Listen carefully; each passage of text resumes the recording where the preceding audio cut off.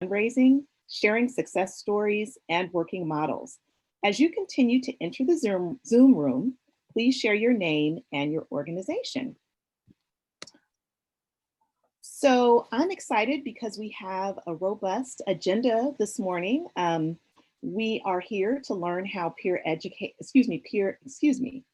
executive directors have used the virtual space to fundraise, to gain information on live stream charity events, creative marketing, digital storytelling, and social media to generate income. Additionally, we're going to discuss tools and strategies, challenges and lessons learned from other organizations. And I'm excited because we get a chance to do this with an ED peer share. We're going to get a chance to have our conversation facilitated by two of our executive directors, as well as some phenomenal professionals in the field, Anthony Rodell from Reed Rodell, as well as Mignote Kebede, who is a digital storyteller. These professionals will help give us additional tools as we shift into virtual fundraising.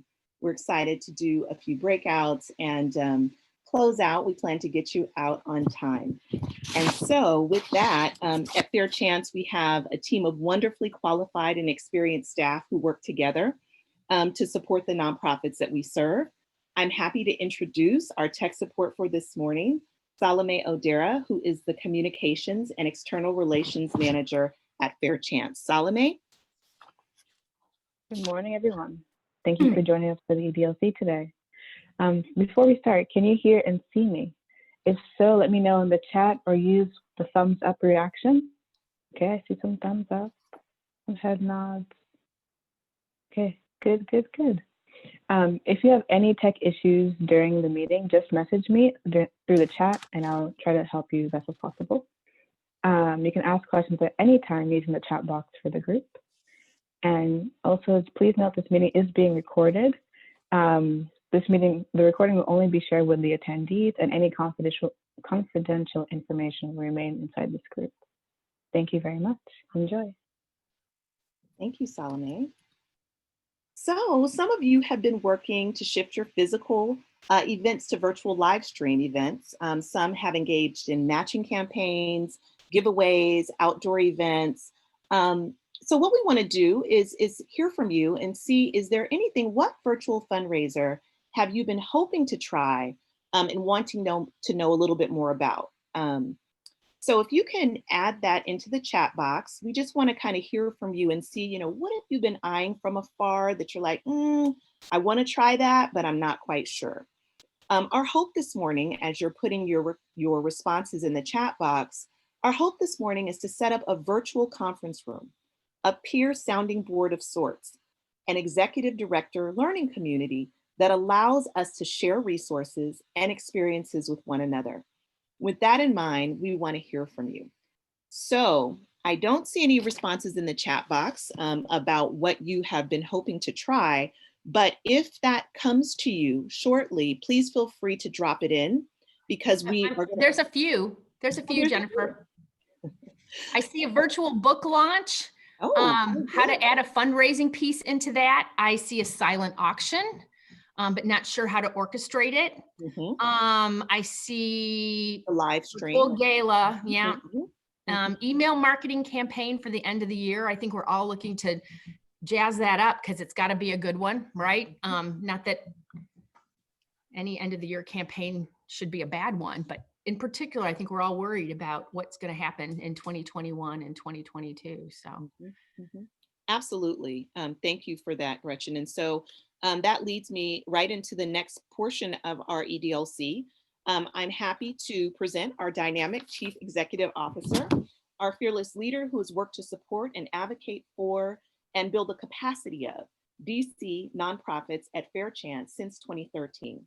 Gretchen Vanderveer, who will be sharing opening remarks and framing our conversation for today by giving an overview of virtual fundraising. Gretchen. Thanks, Jennifer. And I want to welcome a couple people who've joined us since we did our opening. Mark and Christy and Charlotte have joined us. So welcome. So, one of the things that you get as a part of the Fair Chance partnership if fundraising is one of the areas that you choose to focus on, is we do some work around strategic fundraising planning and really talking about making sure that there's a mix of various funding sources and various strategies that you're going to approach throughout the year. But what do you do if a global health pandemic comes along and really blows up that fundraising plan that you've had? You need a new and a virtual fundraising plan. And that's kind of what the article from Candid was referring to. But how many of us really have the luxury to plan right now? I mean, we really got to get money in the door, and we got to get it now. So where do you start? And so we brought together people today on this call, I think, that are going to share some of the things that have worked for them. And we're going to cover a couple of different tools to put into your roadmap. We're going to cover things like creative outreach and marketing, and email and outreach, and virtual events. And we'll talk a little bit about digital storytelling. But before we introduce all of our incredible panelists today, I just wanted to begin by highlighting that within every cloud, there is always an opportunity. And with coronavirus, we have a really big opportunity if we want to sort of think about it and take advantage of it. And that is to further our relationships. As you know, all fundraising basically boils down to relationship building. And in coronavirus, as difficult as it is, it's something that we're all going through together. While it's affecting some communities clearly much more disproportionately than others, everybody, no matter where you come from, your background, you're discouraged, you're frustrated, you've got some aspect of coronavirus that is making your life more difficult than it was before. So this is an opportunity to really use that to your advantage. Here at Fair Chance, we have really created a strategic list of donors that we haven't talked to for a while. And so we have just scheduled calls, scheduled video, small Zoom check-ins to say, how are you? How's coronavirus been affecting you? And then, we've planned our script. We know what we want to say, as the article in Candid say, we want to paint a picture while we're on the phone with that donor or a former donor. First, we want to check in with them. It's just about connecting. And then secondly, often they ask before we even get there, but how are the nonprofits in DC and in Prince George's County been affected by coronavirus? What's going on with the nonprofit sector? A lot of them don't know. And we want to paint that picture for them. And then what has Fair Chance been doing about that? So we want to share how we've had to pivot. We've had to think about not just our current partners, but also alumni, because it's really important that for our mission that nonprofits are sustainable and thriving and achieving their missions. And so we've created some new programs that some of you have taken advantage of, and we want to tell them about that. And then we want to have them co-create a little bit with us, help us paint the picture of the future. So we ask them, we're doing fine right now, but we're really worried about 2021 and 2022. And so we'd like to hear from you. What are you hearing and thinking about fundraising for nonprofits or the whole charitable sector from your friends and your professional colleagues? What are you hearing? And they love being asked that. And then we will also finish with, what do you think Fair Chance could be doing to get the word out there about how coronavirus has been impacting the nonprofit sector? And so that's what we've been doing. We haven't been, even in those initial phone calls, been making an ask, but we're connecting with a lot of donors, and they're learning more about Fair Chance and our story. But as we were moving through these calls, it became very apparent that, either myself or our other development team, we're not the best people to tell the story. We really want to center the story on the people who are with the people who are experiencing it. So, you know, I'm not that technological. Thank goodness for Salome and other people on our team who are, but, you know, you can press a record button on Zoom. And so I've been doing some interviews with some nonprofit leaders who have gone through either one of our alumni programs that we've been doing this summer, and just asking them to tell their story. And I'll press the record button and then get their permission to use it. And it's been incredibly powerful. So digital storytelling, which McNote is going to really focus on a little bit later in this program, can be really, really powerful. And because we're all on video, it's an opportunity to make use of it. So we want to share just really quickly one or two, it's I think a 2 to 3 minute clip of June Crenshaw from the Wanda Alston Foundation, who is going to tell you her story about how coronavirus has affected her organization and how she found support through Fair Chance and through the programs that we offered this summer.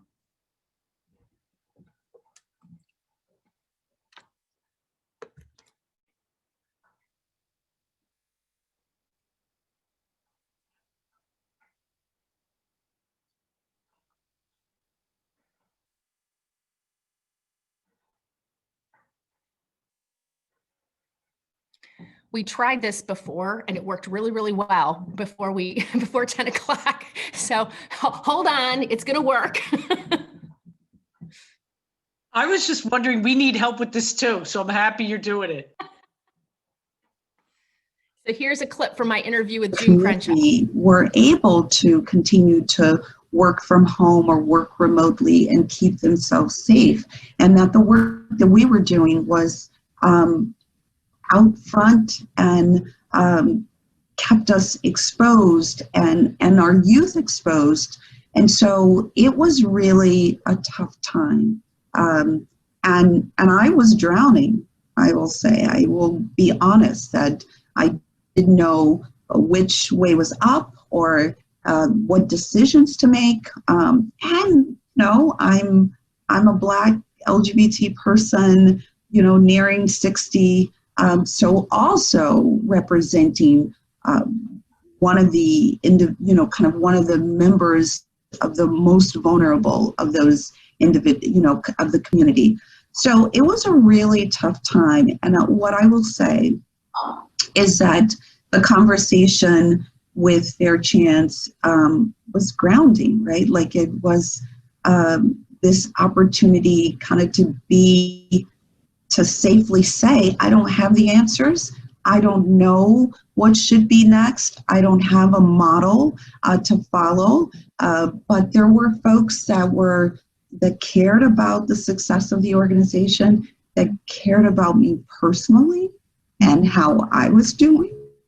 And that made a difference. I think it helped me to feel as though I had a place to turn, that I had folks that I could, ask these questions of, and if they didn't have the answer, they were busy behind the scenes figuring out how to help. And it really, it has been, continues to be a phenomenal opportunity. And oftentimes I'm not in a position to sort of get into, not get into, but to participate with some of the email dialogue about what's going on. But because I'm a member of that, I'm seeing what other people are doing. I'm hearing what other folks are doing. I'm feeling the support when people are saying, listen, let me know how I can help, or this is what this particular organization is doing and they're finding that it's successful. It's like those little shining lights of hope and connection really made all of the difference. I'm surprised that we are 6+ months into this and that we're still standing and that we're still navigating it, and that people are getting a little better. And so I think the only way we were able to survive that is by locking arms and saying we're in this together and figuring it out together. And you know, Fair Chance was a partner for me in doing that.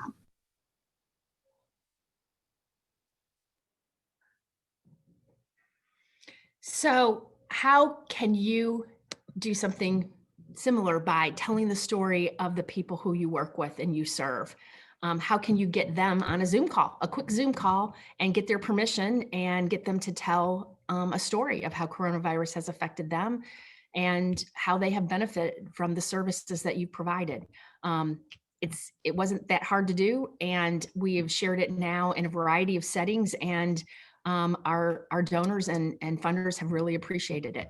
So with that, I'm going to kick this back to Jennifer. Thank you so much. That was really impactful. And I'm just so glad that you chose to share it today, Gretchen. Well, we need to thank June.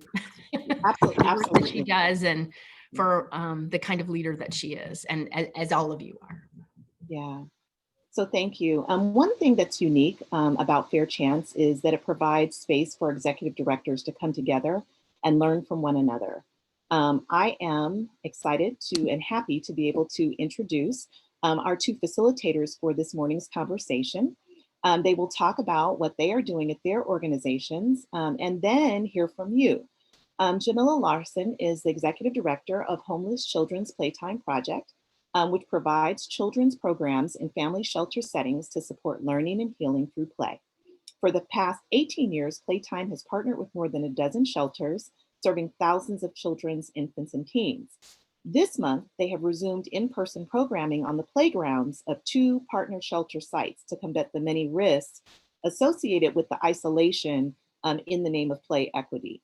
And she says, I'm participating in this EDLC because I want to learn about the topic as much as I want to share what's worked for us. COVID has turned fundraising on its head, she says, and I actually prefer the virtual events that we're piloting better than our in-person fundraisers. So we're so happy to have Jamila here. And also we have Leanne DeRoos, PhD, is Executive Director of the Domestic Violence Legal Empowerment and Appeals Project. DVLEAP, for short, provides access to justice and safety for survivors of domestic violence across the US by overturning unjust trial court outcomes through pro bono legal appeals. She's also the co-founder with 2018 Nobel Peace Prize laureate, Dr. Denis Mukwege, I'm probably mispronounced that, so please forgive me, of Pansy Foundation USA, a nonprofit that assists survivors of gender-based violence. And so I'd like to welcome both Leanne and Jamila to share their stories and then to facilitate your sharing as well.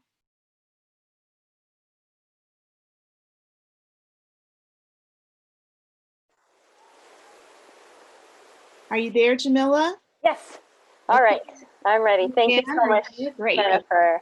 Great. Thank you. So good morning, everyone. I have a confession to make. I hate fundraising events. I hate planning them. I hate attending them. I'm not a schmoozer. I'm an introvert. I got into this work for the mission, not to be a party planner. And as we grow, it's just one of those things that's expected. You have a fall gala. So we've had a fall gala. And it's been extraordinarily time consuming for me and my small development team. And I almost feel like, at least for us, for an organization of our size, the cost benefit analysis, when you do the math of how much labor goes into planning these galas versus the amount of return, for an organization like us, it's barely worth it. Our development staff spends probably 40% of their time planning our fall event. And so every year we keep thinking, gosh, isn't there, if we just write a few more grants, we wouldn't have to go through this whole song and dance. But on the flip side of that, of course, we recognize that it's not just about raising money, it's also about raising supporters and friends and reaching new audiences and helping our team of supporters connect to our mission. Because we can't bring everyone on a site visit, but we can show them a video, we can bring in a guest speaker, we can help them feel good about our mission. So I recognize all that there are more benefits than just the dollar signs to the fall event. But to be honest, between you and me, it's just not my strength. and it's just a huge burden every year. So I must admit, the introvert in me has really relished the excuse not to plan an event this year. But the fundraiser in me and the executive director in me has been terrified about how we're going to recoup those funds.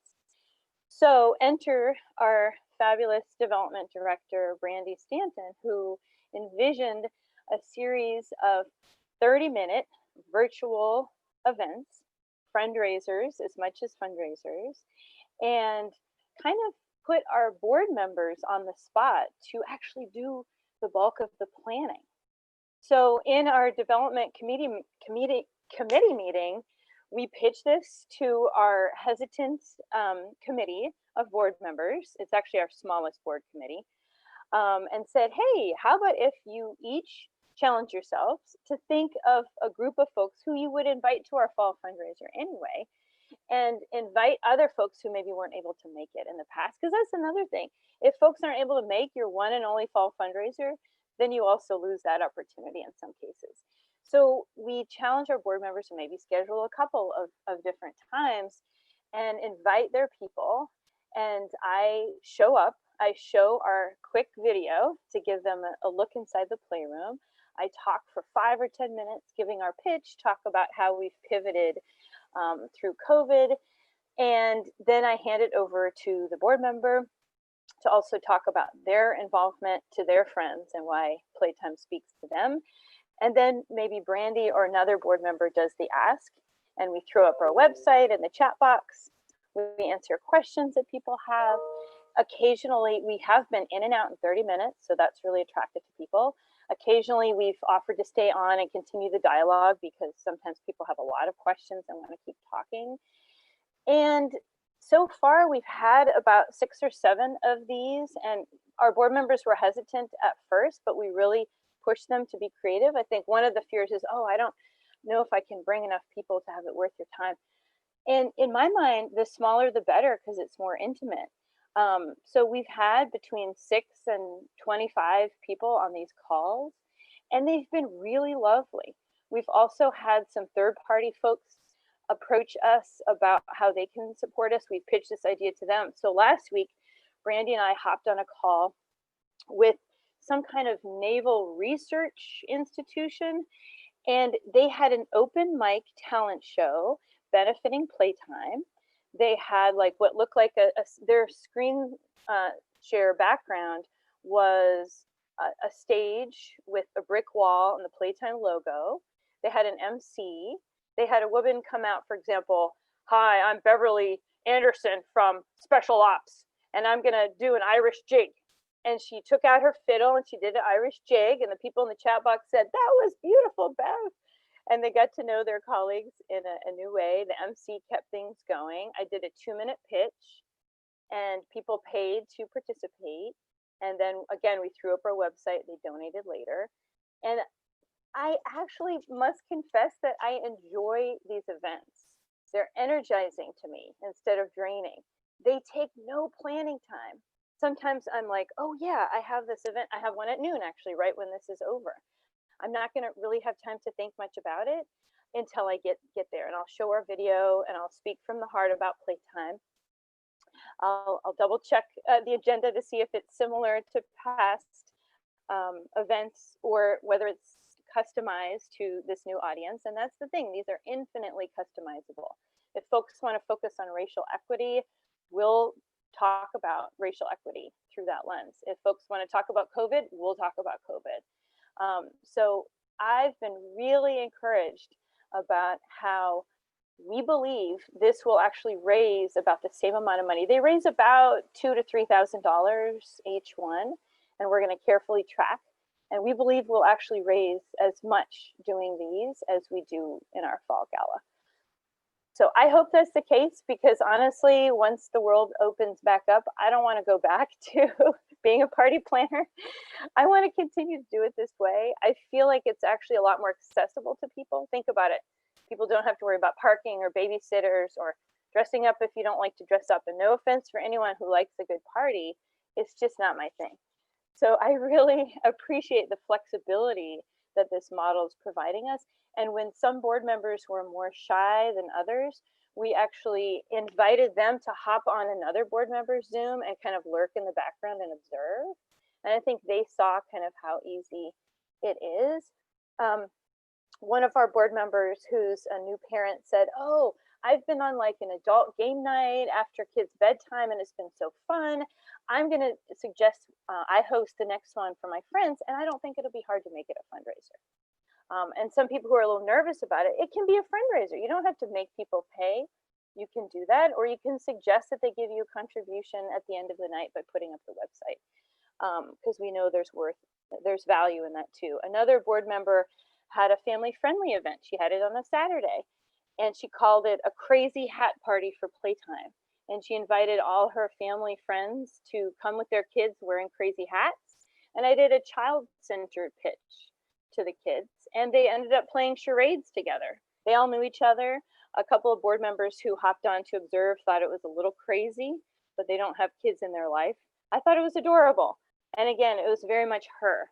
And she raised $2,000, and there continued to be more checks coming in. So I'm a huge believer in the flexibility and versatility of virtual Playtime events. And one question I think came in asking, how do you convince companies to do this? That's a great question. I would start with the companies that have supported you in the past and pitch a virtual brown bag, even if, again, if it's not a fundraiser. I'm sure many folks out there in a variety of industries are wondering how COVID is impacting the work that you do and wanted to hear more about how you've made the pivot and how their company has supported you. So even if it's just providing some stories and updates and videos to keep them engaged, that could be a hook. And we also have another one coming up later this month by a real estate company who support us. And they're actually doing their own thing to share their secrets of real estate glory and giving me 5 minutes to talk about Playtime. So that can be another way to just kind of tag yourself on to an existing event that they want to have with their staff. Because I feel like just like us, companies are trying to find ways to keep their employees engaged and energized. And so you can actually help them accomplish that. Wow, Jamila, this is this is great. Wonderful. Awesome. Thank you so much for sharing. I love how you pulled out that silver lining. Like, I must admit, this has been an opportunity. Thank you so much. Absolutely. And I'm sure, are there any questions about that specifically before Leanne jumps in?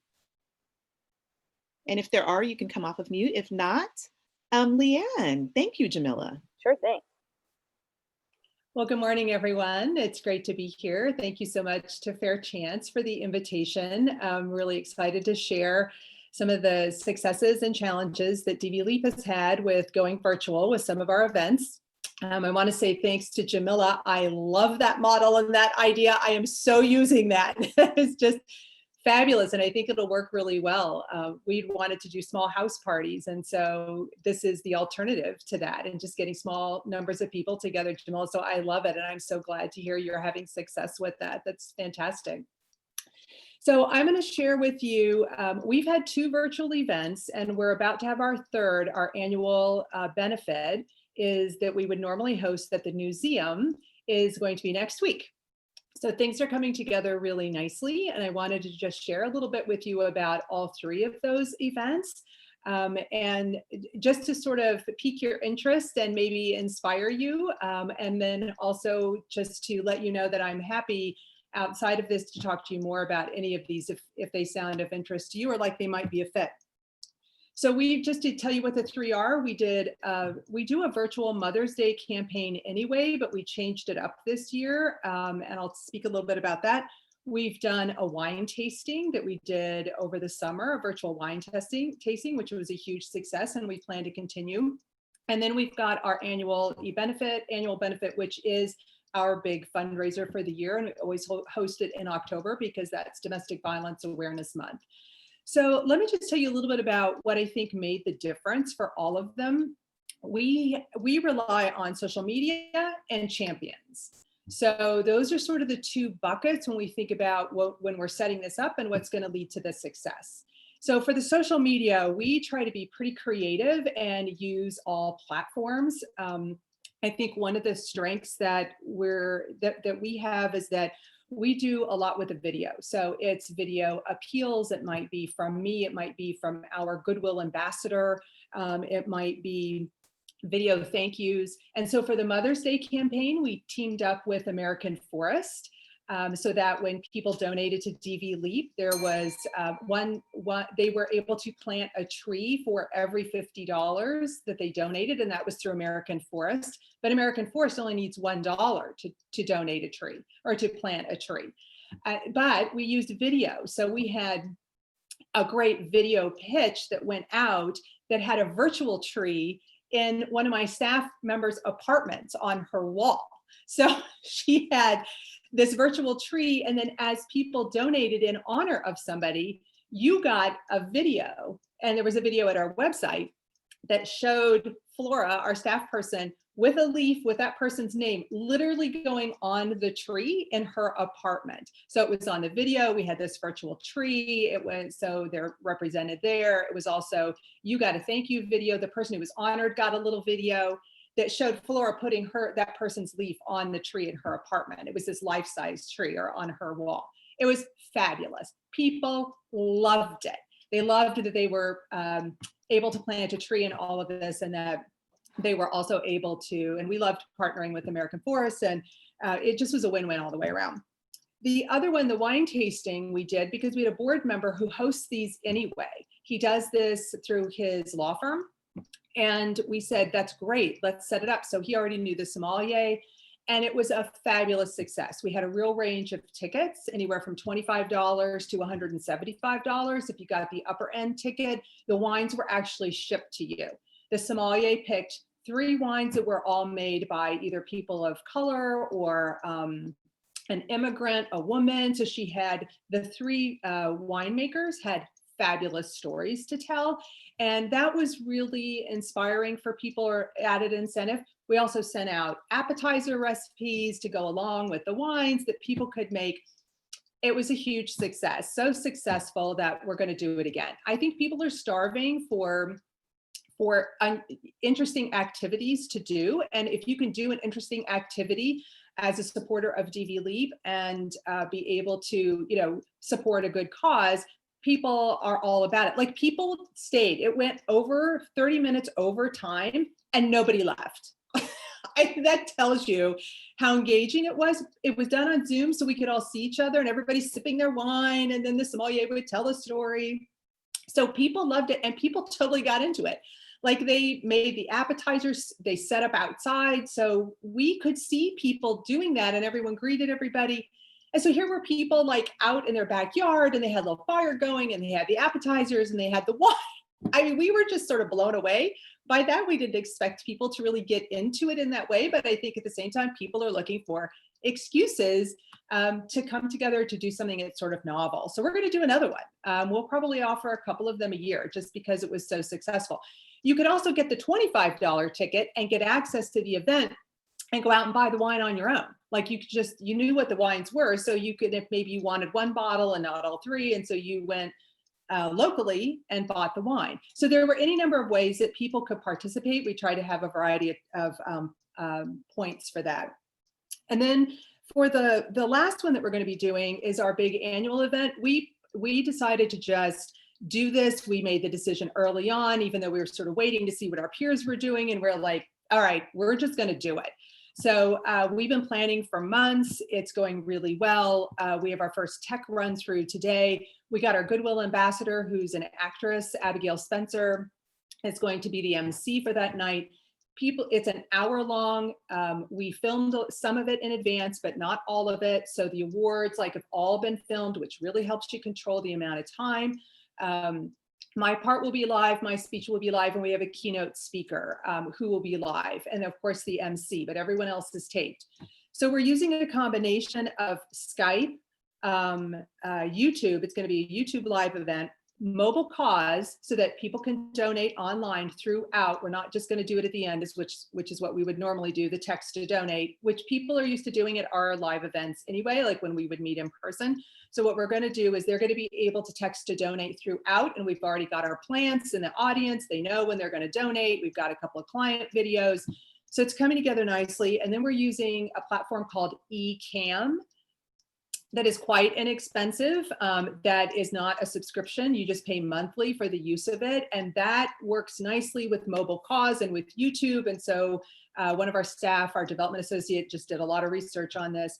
So we're super excited about it. The ticket sales are great. It's pretty much what they were last year. Sponsorships are down a little bit, so that's a concern. But we're pivoting and figuring out other ways to fill that gap. And I think part of what's made a difference for us are the champions that we have, that we've been relying on to reach out to people and to also, and I could say a lot more about what we're doing on social media, what we're doing around, with the individuals, the champions that I mentioned before that are doing a lot of the marketing for us. As we all know, it's a lot of hand-holding. A lot of hand-holding needs to happen to get people to buy the ticket, to show up. The other thing that we're finding people really like, we have a VIP reception for our event for 30 minutes with the keynote speaker and our Goodwill ambassador. So that's the higher price ticket. That's on Zoom, so everybody can see each other and interact and ask questions. When it comes to the live event, which is just an hour, the audience can see us, the audience cannot see each other, and people love that. Everyone's telling us, oh, I'm so glad that it's your annual benefit and I don't have to dress up. I can just show up in my yoga pants and sit on my couch and take part and be engaged in the chat, but not have to worry about dressing up. And people seem really pleased about that. And so that's ended up being a pitch for us, which we didn't think would be the case. So we've got a range of ticket prices as well to get access to the event, which also seems to be, we cut our ticket prices in half from what we would normally do for an in-person event. But considering I really have virtually no expenses around this, it's just working out really well. And we used Zoom to tape people, like with our awards and that sort of thing. We just tape them giving the presentation or us giving the awards. We mail the awards, they hold it up, we film that on Zoom, and those are some of our filmed segments. So again, happy to talk more about this in detail, like in the breakouts, but that's essentially what we've been doing, and we're thrilled, and I think we may try to do the annual event like this going forward. Wow, that is absolutely great. Wonderful. Thank you so much, Leanne, for sharing. Sure. Leanne and Jamila, did you want to talk to your executive directors about what are they doing? Yes. Yeah, I feel like we're kind of a one-trick pony right now with this model that works for us. And I feel like I'm operating even more in a vacuum right now, working from home, not going to meetings, not seeing you all to grab coffee. So I would love to hear other models, other creative ways that folks are dabbling in virtual fundraising. Would anyone be so bold as to share?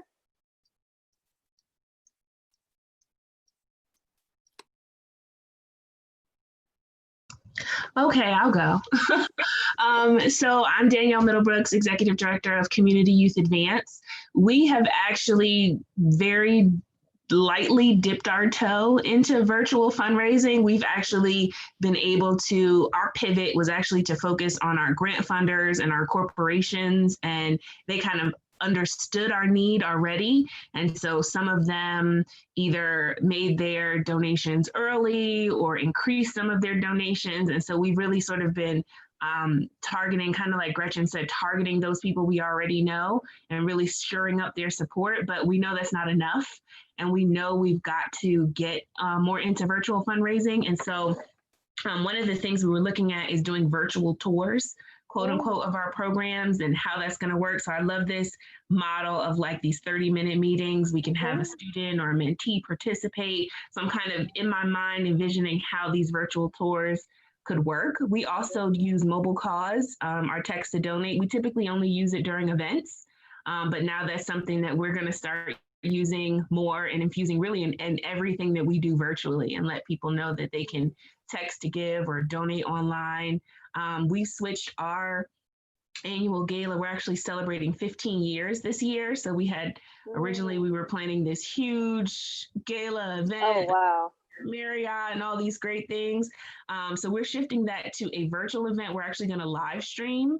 So a lot of, like Leanne said, a lot of our awardee acceptances are recorded. So we're going to have those. We're going to be using YouTube Live. We'll have a couple of us there. So it'll look really polished and cool for those of us that are in the room. And so we're hoping that that goes off without a hitch. And so I'm interested to hear kind of how you guys have been working, what's been working, and some of it affirms things that we're trying to do that we may have been a little scared to step out and do. And so this was definitely helpful. I appreciate it.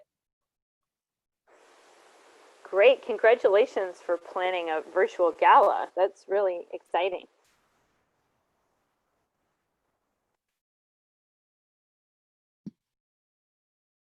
Okay, who else? Come on, I know you all are cooking some things up there. What about you, Jeffrey? Did you want to share anything? I know you have to jump off at 11, but you had mentioned some things up your sleeve that you were working on. Well, we actually have not yet done any virtual fundraising, but have made a very deliberate decision to not focus as much on sponsorships. One sort of common thread between Jamila and Leanne's talks were about the individuals more so than the companies, except for in Jamila's case where they are reaching out to companies, but I didn't gather that the companies were necessarily giving money as much as it was the individuals who are participating in the event giving the money. And so this was a very odd year for us because we had to cancel our signature events like most of us. And the signature events in our case are rather large, and by extension, the assets that we have to generate sponsorship revenue. And so fortunately, we were able to sort of stop the financial hemorrhaging early enough such that we were able to have larger projected net revenue than we had originally, thought. But it put us in a position to hire our first ever development manager, and we'll now be focusing more on individual giving than we ever have, because historically we've been really, really abysmal in that space. So we're excited. That's more or less all I would share. Appreciate it. Thank you so much for sharing that.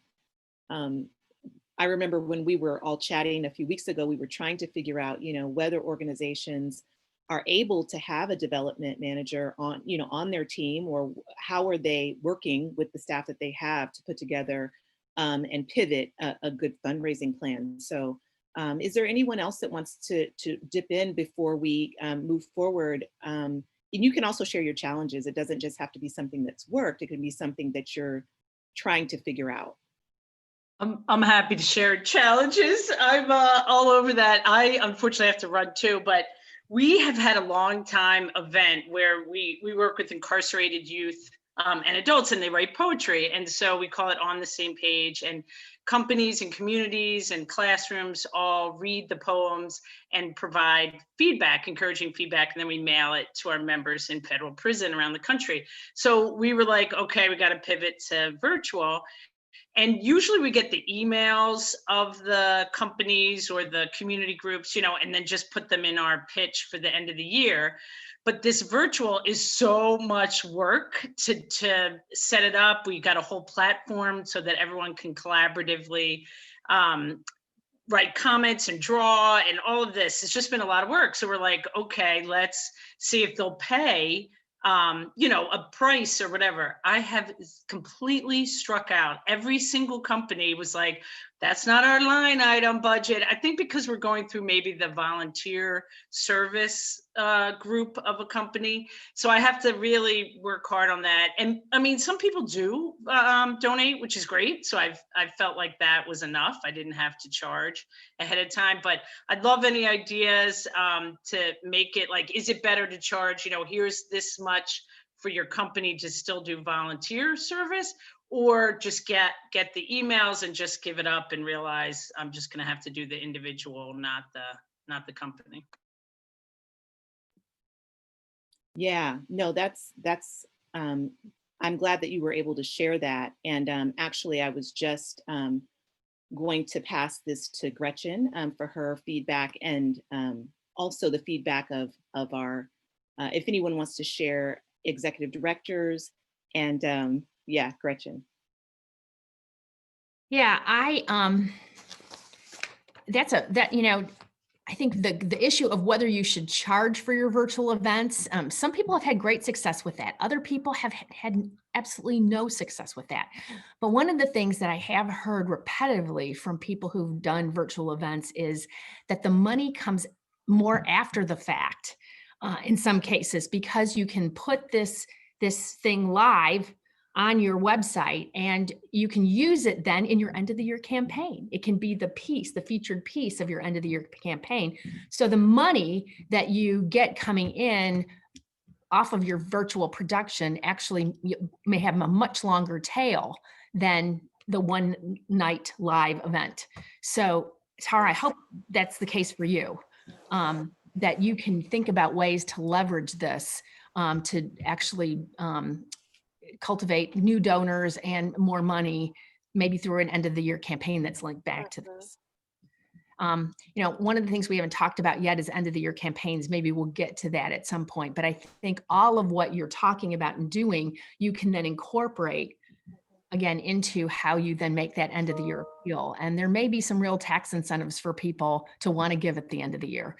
So just encourage all of us to think creatively about that. We're going to definitely use video in our end of the year campaign, digital storytelling. And we've never done that before. So that's the new thing, as I mentioned before, for us for COVID. We're being much more creative in how we collect stories and tell stories. But we have a couple of experts with us who do this for a living. This is where they really can, I think, bring here some best practices. And so I want to introduce both of them. I think Anthony, you're going to go first. Is that right? So let me introduce you, and then you can kick it back to me, and I'll introduce McNote.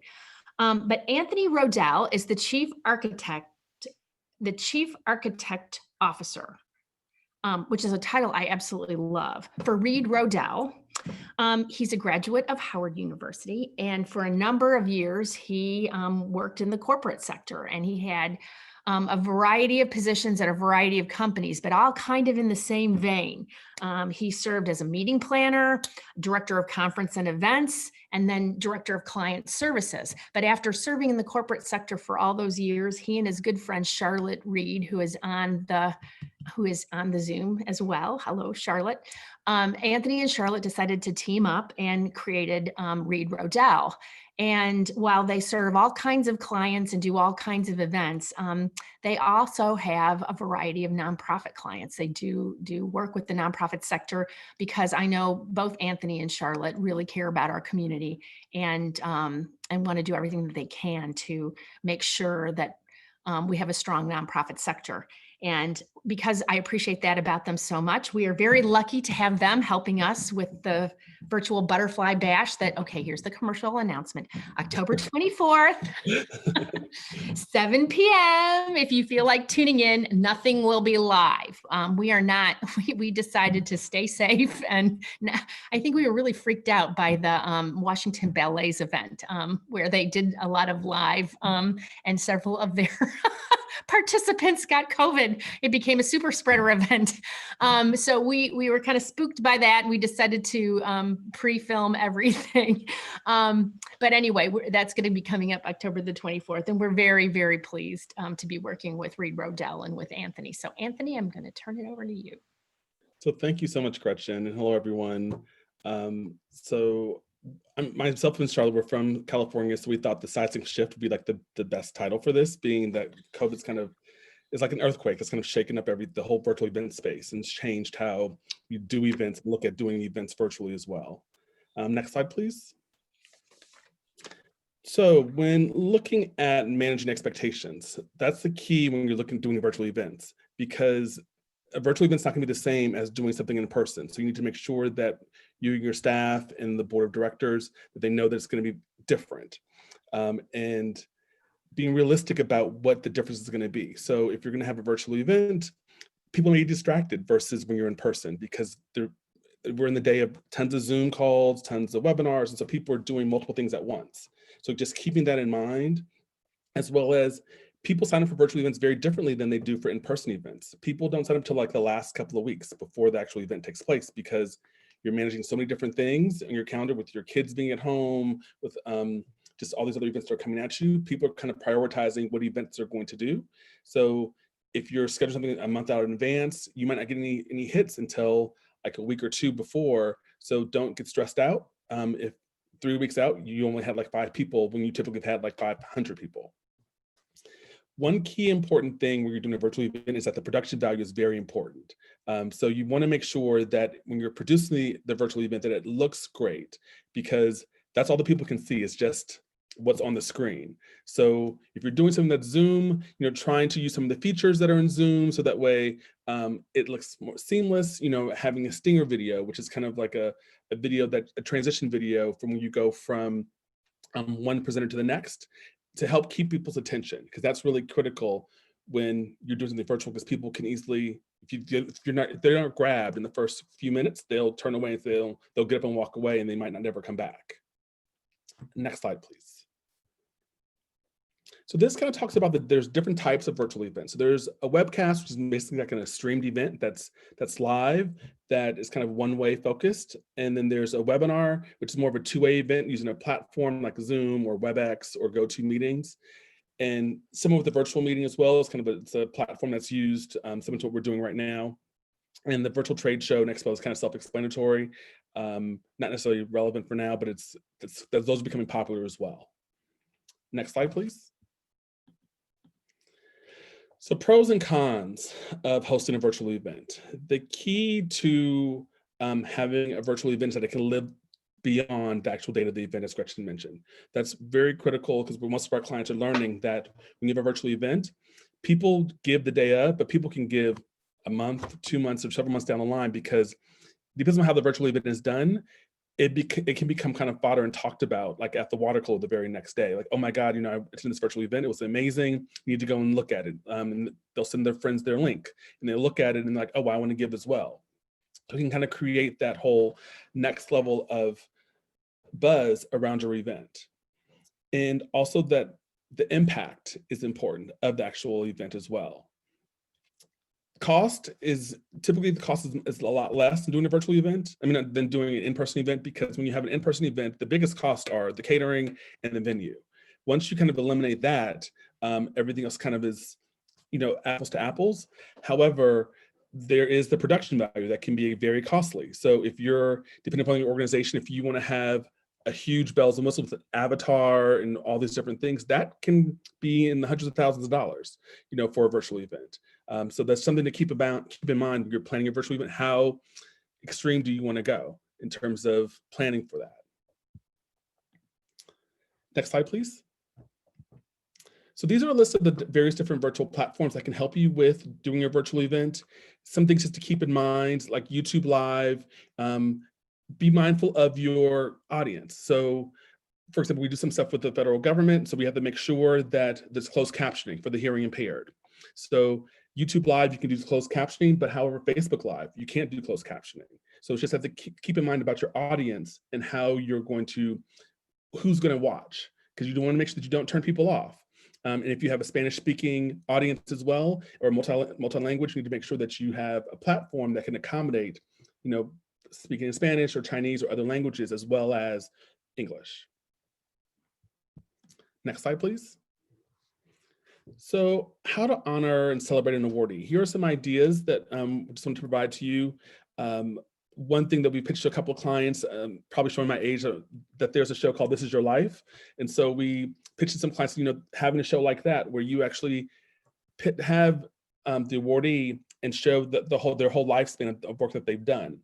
And it could be interesting by getting people from different, at their different positions or just different friends, and having that video there and showing that. As well as I mentioned before, like having an avatar, you can create an avatar of that awardee and having them walk in a virtual space of like going to their office or going from their house into a car and just whatever community that they're serving. We've also talked to a couple of clients about an animated whiteboard, which is very effective, because you can have you can create so much content with a whiteboard rather than just a video, because you can create the script, you can see it drawn on the screen, as well as having different graphics and numbers to tell that story that needs to be told. Next slide, please. So telling the stories of a certain population, as I mentioned before, like an animated animated infographic or animated whiteboard. In addition, we've talked to some clients about having just to do a one word, they'll hold up a word and then creating a story with that one word through a video, or having a picture of the individual holding a word and then having all their staff do that picture, and then that picture kind of creates kind of a logo, similar to when you zoom out of the logo. When you zoom into the logo, you'll see each person with holding the picture. So just being really creative on how to tell the story is the critical piece. Next slide, please. So the one critical thing with virtual events that's difficult to try and do is the networking piece. So here are some ideas as well that I want to present for having to continue the networking process, because we are, as humans, naturally gravitated towards being a person and seeing someone, oh, let me go walk over and talk to someone. Whereas in a virtual space, you really can't do that as much. There are platforms out there that help to do that. So for example, the last bullet, Remio, is a platform that does that, where you can actually sign up and there's like a table, and you can go say, I'm going to sit at Gretchen's table, and there's like 10 other people at that table, and then everybody on that screen, all those 9 other people are on the screen, and you can say, hi, Gretchen, and it's kind of a conversation. But you're still typing, but it's a little bit more interactive, as opposed to just being in a virtual meeting with 500 people and you don't know who you want to talk to. And also you can kind of gravitate that to where it can be topic focused. So if it's this group is they're involved in the arts, and this group is involved in business, so you can kind of create these different tables for those individuals. In addition, breakout rooms are popular as well. The challenge sometimes with breakout rooms is, you want to switch back and forth. And so not knowing exactly, okay, well, having a list of, well, which breakout room is which can be sometimes challenging. So that's why there's certain platforms that kind of help you with that. Having a talent show is very popular. And we helped a couple of schools that are having fundraisers. We're saying, parents are going to want to see their kids do something. So if you have a talent show as a virtual talent show, they'll tune in and they'll give money because they'll see their son or daughter doing something and they want to watch that. So as I mentioned, just being creative about and thinking outside of the box on how to make sure that your event is successful. Next slide, please. So in terms of ways to stand out, we have been telling different people that you have to think outside of the box. As I mentioned before, like the talent show, having a celebrity DJ, an engaging MC, or even having a TED Talk style event is good, because if you have a TED Talk style event that's relevant to individuals, they'll be like, oh, I'm going to tune in, and then they'll give money or they'll pay to be in that event. As well as having an event that might be tied to the mission of the organization. So if you're, so just thinking about how to make sure that works. Having a TikTok with staff or the board doing something that's fun and innovative, that they're making fun of themselves, and so people will laugh and enjoy that. And so it should be something that's fun. And the key really is just to make sure that people will remember your events, because the goal is you can stand out from all the other events, because they're all virtual, so everyone's watching a lot of stuff on their computer. So you want to grab people's attention. Next slide, please. So here are just some other fundraising ideas on ways to, in a virtual environment, like a peer-to-peer, as was mentioned earlier, a silent auction, those things are happening still. People are doing like online dinners where you're having a chef still cook a dinner, and then people are paying, $150 or whatever the amount is for that same meal, and that meal is being delivered to their house, and they're watching the chef prepare the meal in the restaurant. There's like a bartender that's making a drink. And so there's certain, especially cocktails, you watch the bartender make those drinks are delivered to the individual's houses. And then there's drinking them while the mixologist is making them. And then you're hearing about the drink and the history and stuff, things like that. a virtual movie night. We've had some clients we've done like drive-in movies to where they drive into a certain location. We kind of create a movie night and it's still kind of a fundraiser. So people are still social distancing, they're in their cars, but there's still kind of a program around it. So just thinking, the key is just thinking outside of the box. Next slide, please. So virtual or hybrid event, as I mentioned earlier, like drive-in movie events, watch parties, those were really big in the very beginning up until the Washington Ballet. Then the people took a back seat to doing them as much due to COVID. If you do have a watch party event, we've had a couple recently where COVID testing was mandatory for all attendees. You had to be COVID tested the day, 48 hours prior to, and bring your test with you. Making sure the social distancing happens if you do have a virtual event, and being mindful of how that's going to look. Still shooting things from like a studio or from a restaurant and having a COVID safety plan in place if you do have an in-person event that's going to be a hybrid event. Next slide, please. So here are some steps for hosting a virtual event. The key things to start off with is the goal of the event. What's your reason for having this event? And then once you establish the reason, and if there's an amount that you want to raise, then what type of event will best fit that model? So if you're trying to raise $100,000, then should it be a dinner? Should it be a telethon type of event? We did an event, there was a telethon. So it was like the old school telethon where we had people lined up and answering the phones. We still had some in-person and recorded components so that people thought the whole thing was live, but it wasn't live. So it's all about kind of tricking your audience as well. They're thinking, oh, you did a great job. Well, 90% of it was all recorded. And people that were speaking live, they wore the same outfits that they had on when they were being recorded. So just keep that in mind as well. And when after you decide the type of event, decide on the platform and the environment. So if you're going to use Ahuva, or if you're going to use YouTube Live, or how are you going to stream or get this information out to individuals? Think about the cost and the date. So if you're going to charge people to attend this event, or if it's going to be free, and the date, looking at the calendar, which might be a little bit challenging now because things are ever moving, but making sure that you're not having your competing event the same night as another event. And thinking about the event engagement and how you're going to engage the audience and how are you going to publicize this. And then really thinking about the content of the event. So are you going to need to have celebrities be a part of this, or can you have local political leaders be a part of it, or you just have other people in the community be a part of this? The one thing I cannot stress more than enough is having dry runs. That's critical for having a virtual event, because everyone thinks that their Wi-Fi works perfectly, and it doesn't. Because especially when you're doing a two-way communication, your Wi-Fi may be receiving 100 MPHs per minute coming in. But also when you have to think about things coming in versus pushing out as well. And if you're doing an event from your house, okay, are your kids on the same Wi-Fi? So is there 4 people that are using your Wi-Fi at the same time? That's going to slow down the bandwidth. So you're not going to be able to be as fast if you're actually pushing information out. That's why we always tell our clients as well, it's best to record as much as possible ahead of time, because that helps to eliminate some of those barriers that may happen.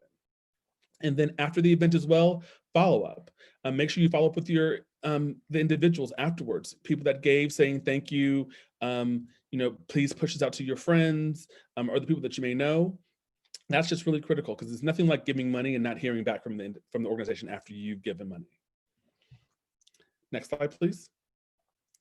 So as I mentioned, like creating lasting impressions is one of the greatest things about having a virtual event. Utilizing the lower thirds, and the lower thirds is like the lower part of the screen, similar to like when you watch TV, if you see CNN and they have the name of the person and the organization that they're from. That's a critical space where you can use to sell to corporations. They can have their logos down there that's kind of strolling. It could just stay there permanently. This is sponsored by X organization. Or it could be this part of the stinger video, as I mentioned earlier. I mentioned earlier as well about the closed captioning for hearing impaired, and I can't stress record as much as possible in the very beginning, if you can. And if you're having something that's live, sending broadcast kits to the individuals. And those could be easily with having instructions on how to really record yourself, lighting tips. If you have money in the budget, it can include with an actual camera, with a stand and all that stuff for the individuals to actually record themselves. or it's just the tips. And make sure that, involve social media. So for some events that we've done in the past, like we'll monitor Facebook Live and YouTube Live because people are going to chat. And so you want to make sure that you're still communicating with individuals. And there should be kind of like a script for someone asks this question, how should we respond? And the response should be the same across the board. It shouldn't be that Jane Doe's getting one response versus John Doe. Another way to keep people engaged during a virtual meeting, a virtual event, is like polling individuals and a survey. So you can pop up every couple of minutes something, well, what did you think of so-and-so's presentation? Or do you think, would you like to hear Shaka Khan come back again and sing another song? And then it could be like kind of a false start where you can have people engaged, but you already have something planned where they're going to come back and sing again. So that, and also that tells you how many people are actually really engaged in watching, because you can see the numbers behind the screen, behind the scenes. Okay, well, there's 10 people that responded and you have 500 people that are on the poll, then there's something going on. Then you're not really engaging individuals if there's only 10 people that are actually really being responsive to you. And testing your internet connection. One thing that we tell people as well as we send, in terms of the kits we send out ahead of time, is how to test your Wi-Fi, because rooms can be very different. So you can be in your sunroom and think you have great Wi-Fi, but that's the worst position in your house to actually really conduct a webinar if you're actually broadcasting out. Next slide, please. So that kind of ends my presentation. If there's any questions, I'm more than willing to answer any questions. My business partner, Charlotte Reed, is on the phone, is on the call as well, and we'll take any questions. And the last slide is just really my contact information.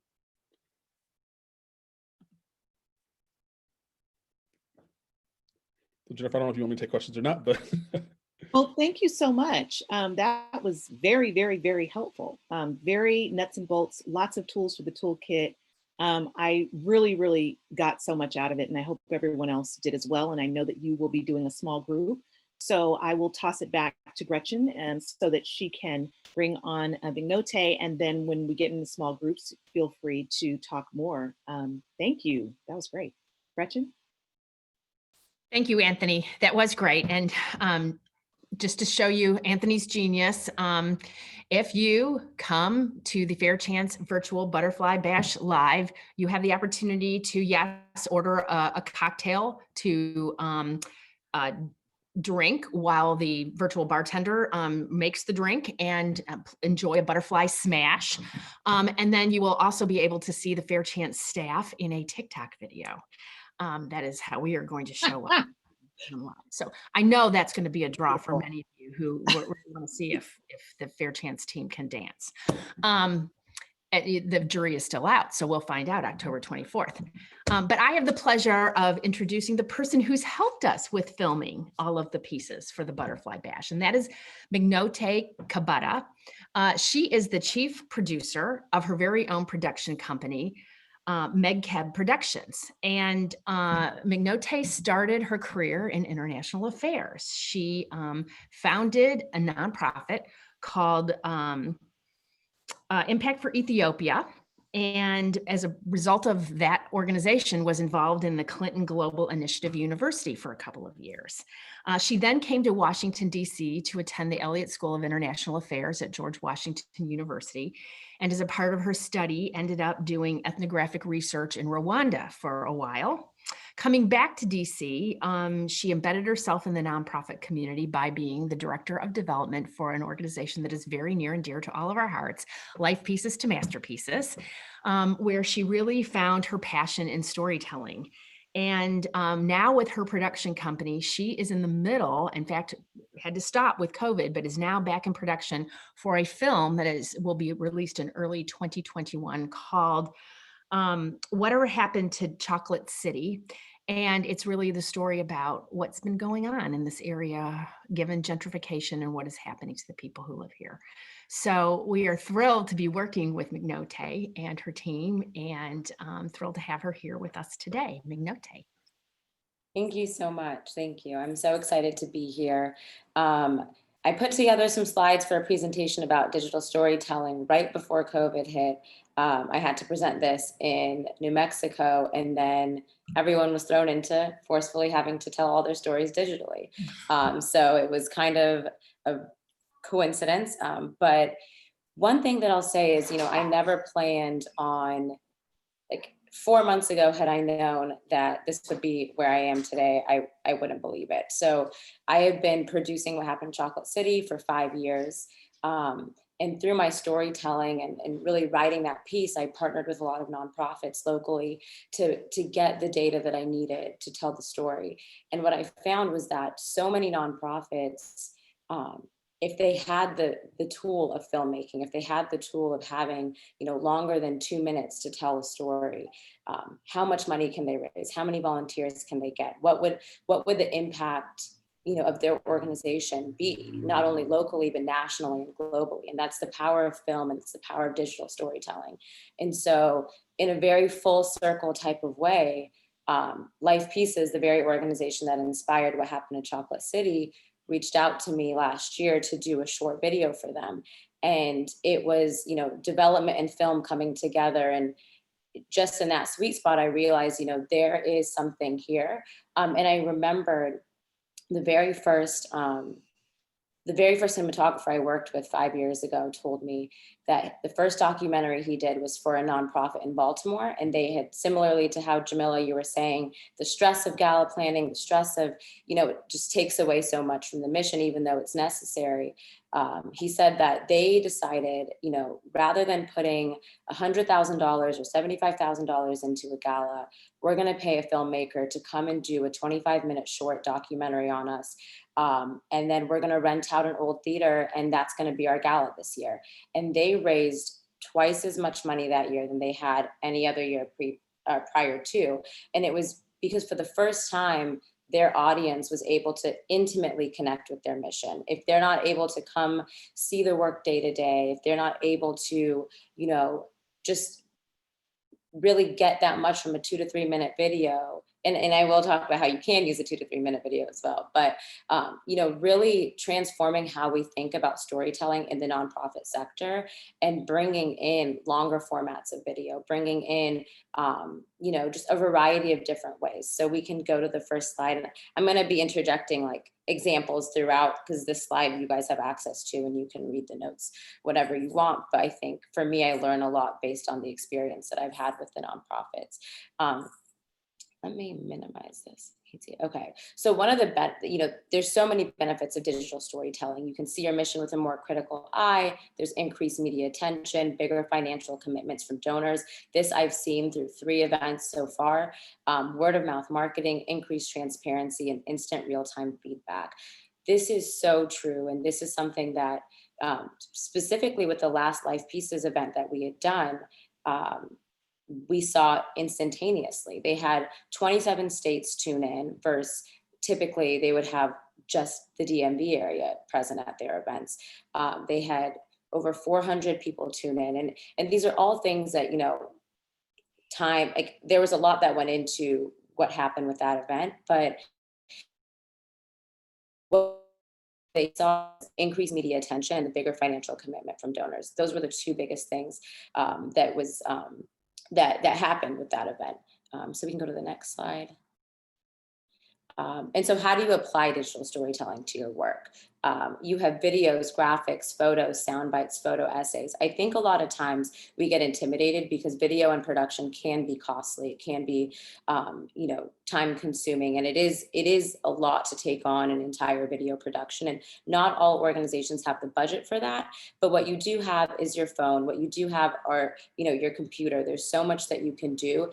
And so you can create and share a mix of long form, professionally shot and edited videos, and just in the moment pictures and videos that you get just in the field of working. And I think that's what's so beautiful with the different platforms of social media is that, now Instagram with IGTV has expanded the limit of video time. So if you do have a professionally shot video, you can use multi-platforms to share it, but you can still keep your audience engaged by sharing those intimate moments that you capture with your phone, and just consistently engaging your audience in that.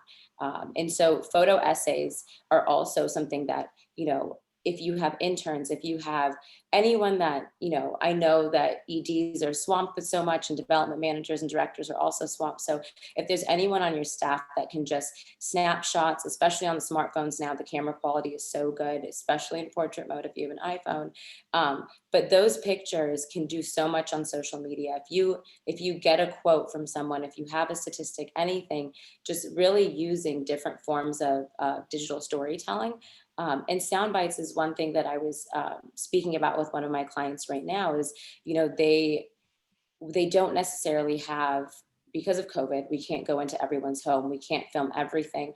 And so I said, why don't you just record? Sometimes Zoom recordings, depending, as Anthony said, depending on your Wi-Fi, can get, you know, a little bit choppy. So I had suggested, you know, just record a phone call or do a sound memo, a voice memo, and get sound bites from each mother. And this is something that you can have a portrait shot and a sound bite and release this. And this can, you know, there's so many ways that we can get creative, and those are free, right? So even if your organization doesn't have the budget to hire a production team to come in, using the tools that you have, and then there's so many free online platforms, which I have on here that can help you create and make it look professional just by dragging and dropping. They have templates already for you.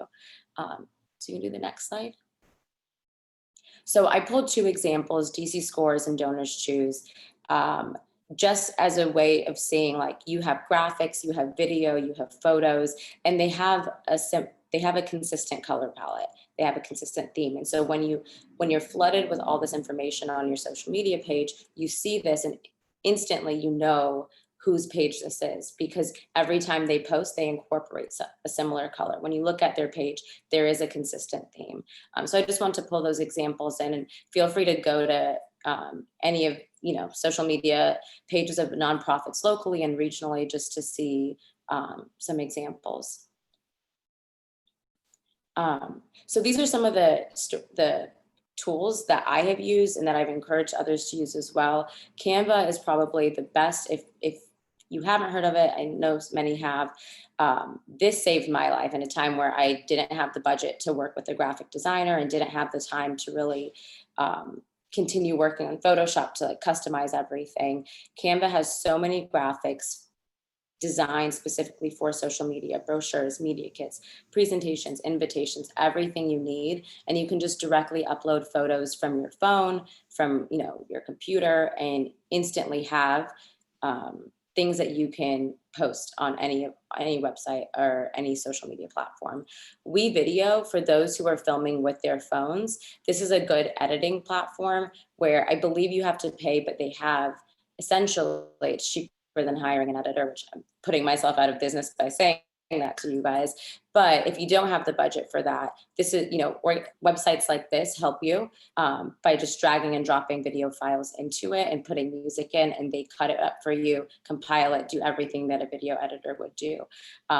Again, it might be less customizable than working with a production company, but this is a really great source if you don't have the budget to hire a team to come on. Airtable, when I was working at Life Pieces as a development manager, this saved my life. An intern showed me it, and I still use it to today. For digital content calendars, you can drag and drop high-res images, video files, links, everything you need, and schedule out your posts. It won't post for you, but this is it's essentially spreadsheets for non-traditional spreadsheet users, and each cell is expandable and can hold so much more than just numbers and words. And so this is a really great organizational tool and can help manage your digital storytelling, all the content that you need for it. And so that if you have an archive of photos, if you have an archive of video, this really, really helps the management for the releases. And I think that's really where I personally get stunted. You know, this is my profession, and the second social media comes up, I'm all of a sudden nervous to post, and, you know, there's so much content, what do you select? And so this has been a lifesaver. Creative Commons and Epidemic Sounds are great. If you don't, again, this is if you're not hiring a team to come in and do this for you. Both of these give you access to license-free music and license-free imagery. So if you need something to pull for a quick post or pull for a quick video that you're doing, that's great. And then lastly, phone stabilizer and audio recorder. During COVID, a lot of people have been recording things with their phones and have been calling me and asking me what's the best way to do it. And having a quality audio and a stable video is so important. It's okay if it's shot on your phone, just ensure that the quality is there. But for virtual events, I would say, really finding, whether it's writing a grant or asking board members, really finding room in your budget to at least have the visual component professionally shot, and then coming up with creative ways. If it's just short, 30-minute events here and there, and it's through Zoom, that's okay. But really, when you're putting together an entire production, ensuring that there's quality behind it. People are on Zoom calls every single day, all day. And so the second that they see something that they continuously associate with work, it's going to be a little bit discouraging. So having that professional element in helps so much.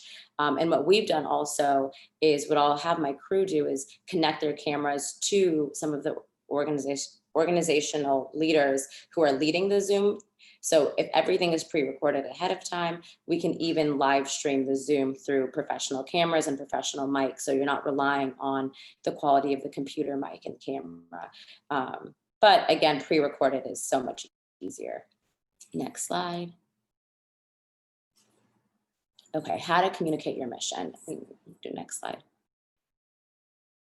So I think what's so important, and this is what I walked through with some of the organizations where I was in charge of producing the show and shooting and directing, is who are your donors, funders, volunteers and members, and partners and ambassadors. These are the people that are going to help you identify, how you can expand, where your reach is, who your target audience is beyond this. And from there, your goal will help determine what you're trying to communicate. So if you can go to the next slide. Your organization's different audiences represent the different goals and interests for your nonprofit.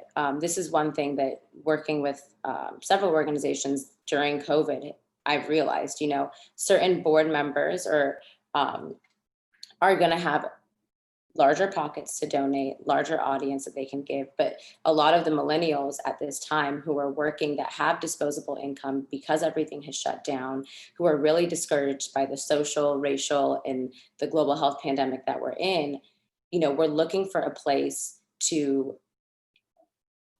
understand what's going on, to understand how they can help, and to realize that they themselves can contribute to this. Now, all of a sudden, they're having, more savings than they have ever had, realizing, the sense of helplessness. And so how can you engage your younger audiences? How can you use social media to get this group of millennials that want to be involved, but may not have necessarily that connection? And so really understanding that each different audience can have a different goal, and using one platform to bring them in is a little bit tricky, but that's where the different types of storytelling come in. If you can go to the next slide, identify your call to action. Next slide, sorry. So this is really where, and I keep using Life Peace as an example because that's the first entire virtual event that I had managed on my own. And what they typically had was, basically, they have 2 events in the summer that they had to condense. And in the midst of COVID, they were doing so much work.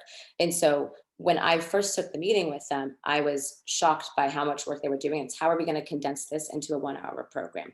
How are we going to be able to entirely share the work that you're doing and the impact that you're doing, and bring in money and bring in new donors and new volunteers and more ambassadors? And one thing that we realized was we needed a trailer. There's so much going on.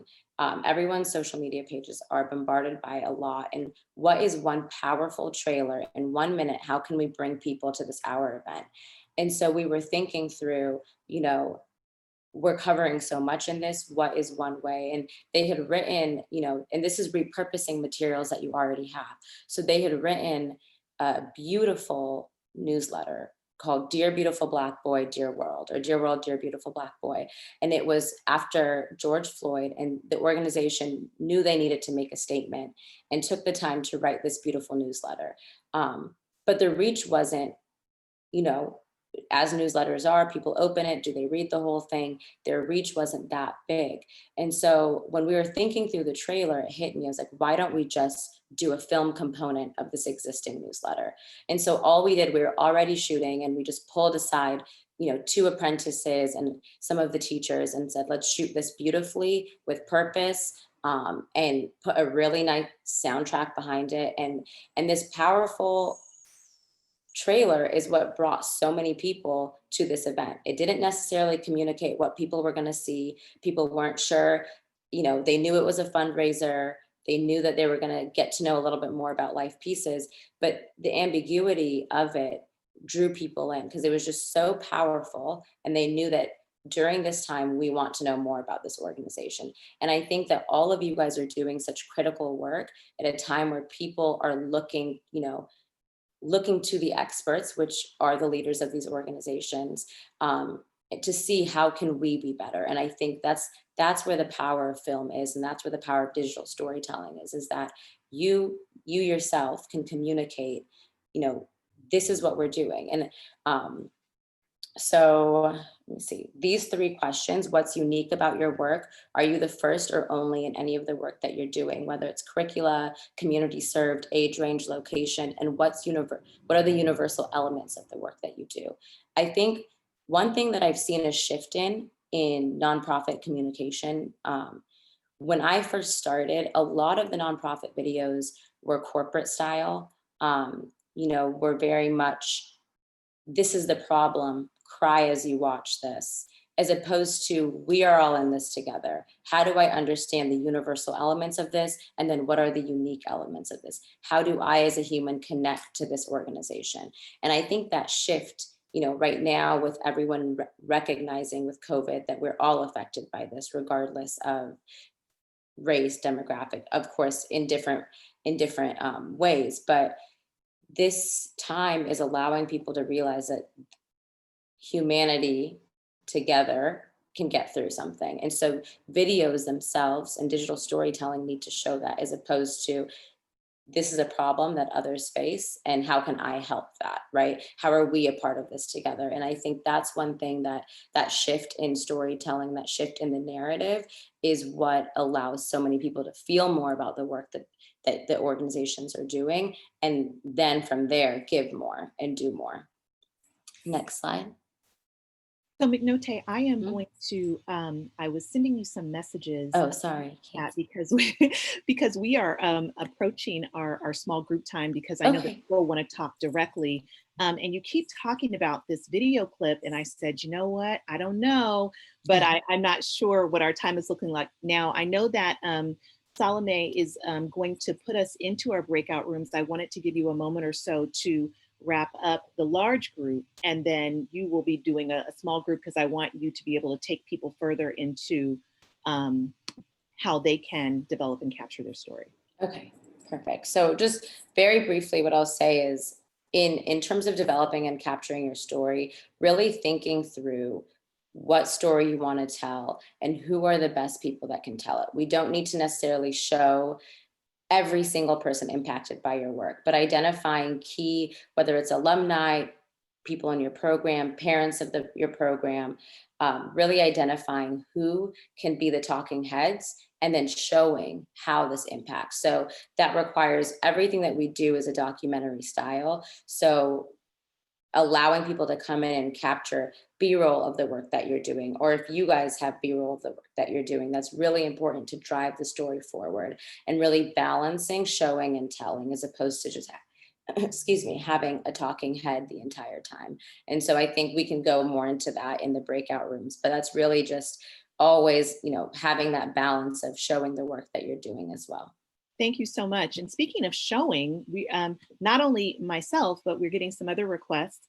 Can I stop sharing my screen? Are you able to show your 1 minute, some of your work, the Life Pieces piece, or? Oh, yes. It's actually linked. Dear beautiful Black boy, we see you. At LPTM, we have never not seen you. We love you, a real love, a deep and enduring love. We believe that love plus security plus expression equals life. So live, beautiful Black boy. Know your love. Feel safe in your own expression. Fight to build communities where we can all feel safe, where we all know we're loved, where we all have space to express ourselves. Right now, we see that you are hurt. We're hurt with you. We see that you don't feel safe, and for that, we are sorry. We see that you might feel powerless to the systems that do not value your gifts, your love, and your humanity.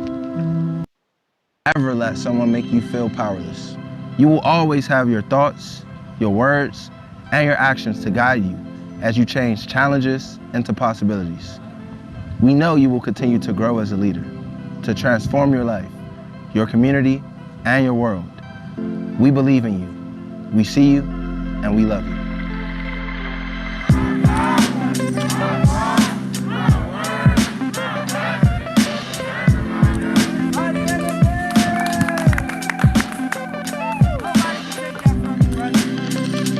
Sharing your time with us today. We want to make sure we get you out on time, and I hope that you have taken away some tools and strategies and lessons learned and hearing from other folks in our virtual conference room.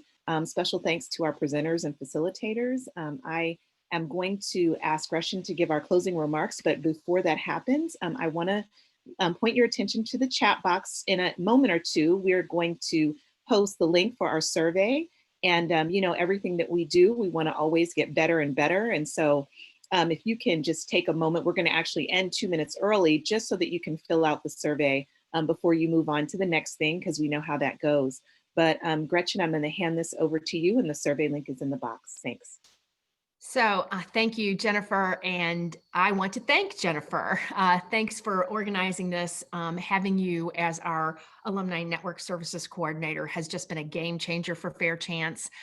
We want to do more of this kind of thing. And I think this is our 4th Executive Director Learning Community for 2020. And we would like to have another one perhaps, so be looking for that. But Jennifer makes this happen, and Jennifer has also really been involved in our response to some of our alumni challenges around COVID. So she's awesome. Thank you, Jennifer. And Salome, Salome is our communications at Fair Chance. I just can't imagine Fair Chance without what the work that Salome does. It's just, she tells our stories. And I just go where she tells me to go, and talk to who she tells me to talk to. But if you would like to be part of our interviews with nonprofit leaders, we really see Fair Chance's role is amplifying the stories of what's happening in the nonprofit community right now. So if you'd like to be a part of that, I would love to have you do that and be, you get to do a little Zoom interview with me, and we'll pick out a really good clip and get you to look at it first. And then we'll use it as part of just really helping people to understand who may live in parts of the city where they don't come into contact with the communities you serve or the work that you do.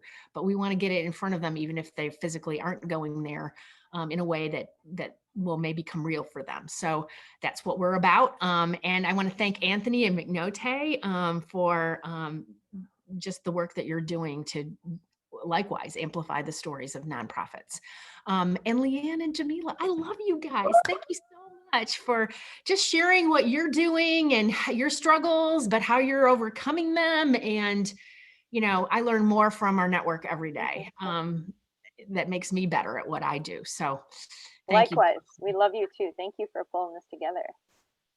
Yeah. So anyway, here's to continued good things in COVID, finding ways to tell stories and finding ways to raise money and finding ways to do the most important thing, which is serve the children, youth, and families that we're here for. Thanks. Thanks so much, everyone. Have a good day. Take care. Don't forget the survey.